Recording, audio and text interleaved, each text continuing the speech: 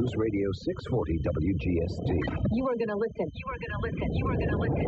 Atlanta's place to talk. Use your ears and trust them. Clear Channel Worldwide.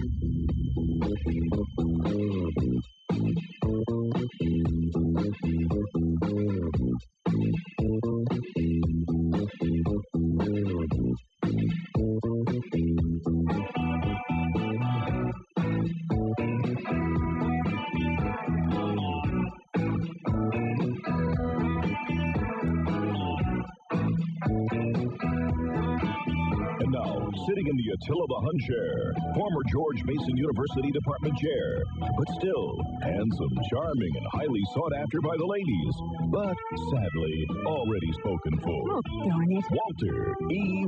Williams.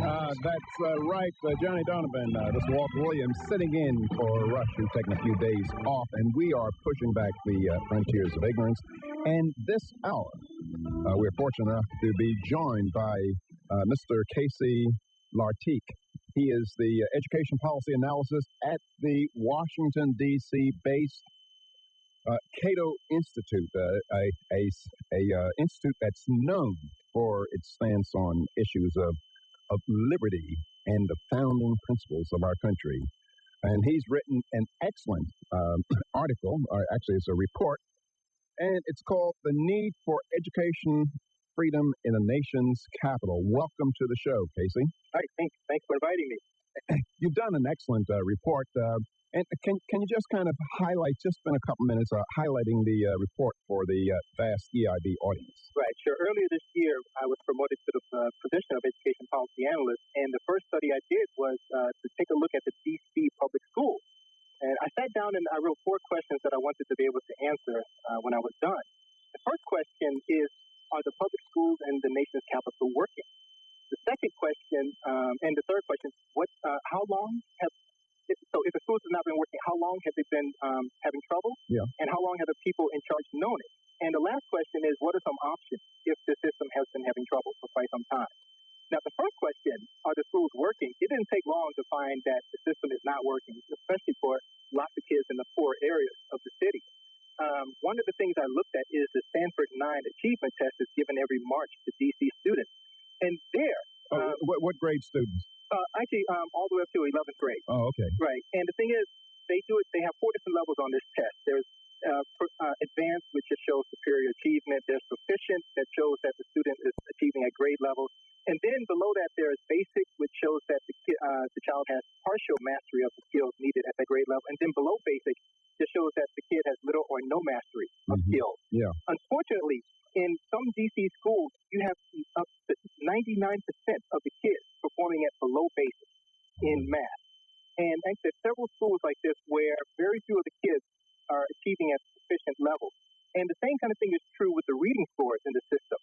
Now, I think that sometimes we forget about the human cost. When these kids cannot read, I mean, if one of these kids was given my studies and asked to find this information in it, the kids could not. Or even find the page number. Find the page number. And you point out in your report that in only one of the city's 19 high schools do as many as 50% of the students test as proficient in reading. That's right. Again, in one of the 19 schools. Right. And what's really sad is that one of the schools that was one of the top in the district for a very long time, regardless of race, the Dunbar School, it's one that now it's just a regular school where most of the kids are performing well below what should be expected of them. Well, you know, my colleague and very, very good friend, Tom Soule, by the way, who's going to be on with us tomorrow, he wrote he did some of the original research about Paul Laurence Dunbar High School in Washington, D.C., at a time in our country when there was gross discrimination against Black Americans, and they were sending, I forget the number, is it 2/3 of the kids off to college? And they were, or some very large number. Oh, right. And I know. In the 1950s, Dunbar was sending 80% of its graduates on to college. Yeah. And that was higher than any other school in the district, again, regardless of race. And I believe he said a number like in maybe 1910, 1913, they scored the highest on academic achievement tests in the Washington SMSA. In the Washington SMSA. Oh, that was actually true until about the 1950s that it was performing at a higher level, and that might have been the first time they did. Mm-hmm. But throughout up until the mid 20th century, they were one of the highest achieving schools in the area. Right. Yeah. So when I was doing the study, that's the first thing I did was just take a look at the evidence and see how the school's doing. Now, something that's interesting is that the people who are in charge of this system, they'll tell you the same kind of thing. For example, the president of the school board, he has pointed out that 50% of the teachers in the system, D.C.'s public school system, are incompetent. Matter of fact, that's one of the things I've been always arguing. Some of the best things you could do for education in our country is get rid of schools of education. Okay, right. Because they are a cat that needs to be drowned. Actually, the dean at the graduate school of education that I went to, the president at the I've forgotten his name. I think it might have been Albert Lawrence Lowell. He said that back in about the 1930s, I believe. And I actually went to the graduate school of education to become a teacher. And I was there for a couple of weeks in the classes, and I quit. That's all it takes. Matter of fact, it turns out, and that the average person does not know this, that students in college, undergraduate students, who become education majors, they have the lowest SAT scores of any other major. Right. And the ones with high SAT scores, when they graduate and get a degree and go into teaching, they leave after a year. Right. And now let me just press you a little bit. Now, the educational establishment says, well, the reason why we have this poor quality education is because there's not enough money. Right. Now, how does that fit in? Right. Well, if you look at the D.C. system, they say that they're spending $10,000 per student. If you look at some of their other information, they'll also point out that overall they're spending $1 billion for 68,000 students. Now, we're talking self-bomber territory now as far as how much they're spending. Yeah. But at the minimum, $10,500 per kid. At the minimum. So D.C. should be an educational heaven. That's right. No, it's the second highest spending jurisdiction in the country. Right. If we can believe their numbers. It could be number one. If we can believe their numbers. Because, it turns out that last year they overspent by $80 million. Yeah. Just last year. And they came back asking for more this year, by the way. I'll be done. Yep. Yeah. And getting back to your statement that 50%, did you say 50% of the teachers are incompetent? This is what the school board president said last year. Now, when she was pressed about this, she said that she meant that only 50% of the high school teachers are incompetent, which I guess to make people feel much better. But it has to be, it has to be the bottom of the academic barrel that we're putting into education, because there's a California basic education skills test. It's called CBEST. I don't know whether you've ever seen it, but if you look through some of the questions that they ask people who are applying for teacher certification, the questions you would expect an 8-year-old to answer. An 8th grader answer. For example, one multiple choice question that I saw was as follows: Monday is what fraction of the week? And they give you 1/30th, 1/15th, 1/7th, 1/10th. Say 1/7 or 14.3%. No, and then there were questions on the test that an 8th or 9th grader should be able to answer. And these are and the thing about it is that when you have these incompetents teaching, then they are the kind of people that would fall for any kind of fad, any kind of educational fad, because they can't think it through. Right. Well, if you look at the D.C. system, there's a different concern. In the news right now, the Washington Teachers Union, I don't know if you've heard this story, no, but the leaders of the Washington Teachers Union just had their homes raided by the FBI. For what? Because the president, top associates, and even the driver have been accused of embezzling more than $2 million. Now, right now, it's just an accusation, and the FBI invaded their home. Mm-hmm. But next year, when you see like the Staples commercials where the teachers have to buy their own supplies, just try to remember that the people who are running this, who are head of the Washington Teachers Union, which is the affiliate of the American Federation of Teachers, that they were spending money to buy like a $20,000 mink coat, art, jewelry, wig, antique furniture. Oh my God. Yeah, and the question, a teacher emailed me some information this morning asking how could the executive board of the Washington Teachers Union have not known about this?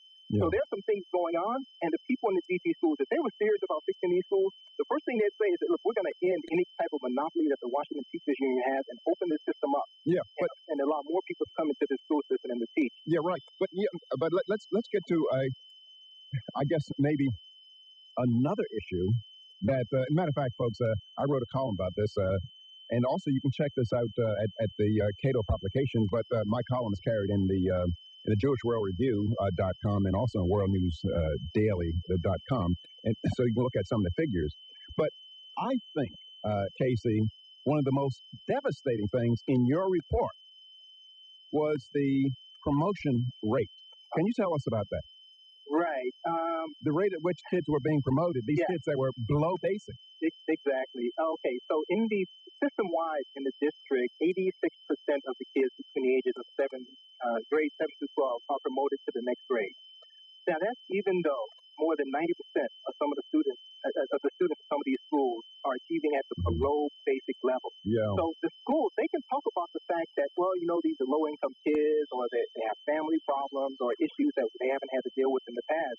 But that's still, I think you wrote this in your column, there's still no excuse for promoting kids when they know these kids cannot read and they know they cannot do basic math. Yeah, that is just simple fraud, dishonesty, and deception, promoting a kid to a next grade when he cannot read. We're going to come back with some calls, Casey. Okay. And we'll be back with your calls after this. We're back. Walt Williams sitting in for Rush, who's off for a few days, and we're talking to Casey Lartigue. Lartique. I'm sorry. Getting more creative every time. Yeah. Casey Lartigue. Lartique. Yeah. Okay. And he's written a wonderful report on actually it's a very devastating report on the Washington public school system.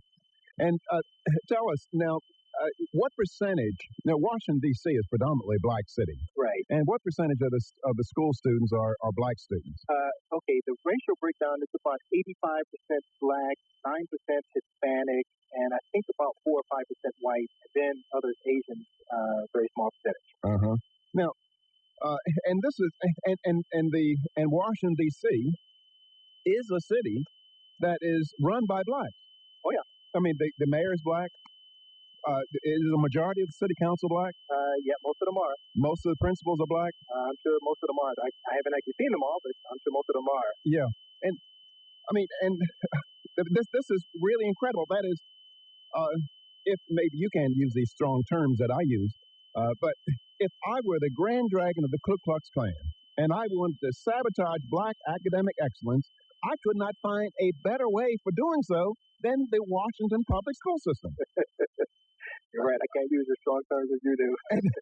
and with this rotten education, I mean, these kids, we're going to have to always call for racial preferences because the kids will never be able to match up academically. Yeah. And in a world of increasing technology, as I said in my column, many kids are condemned to near uselessness in a job market. Right, and that's one of the interesting points when people are opposed to any kind of school choice is they'll talk about how private schools and charter schools are not accountable.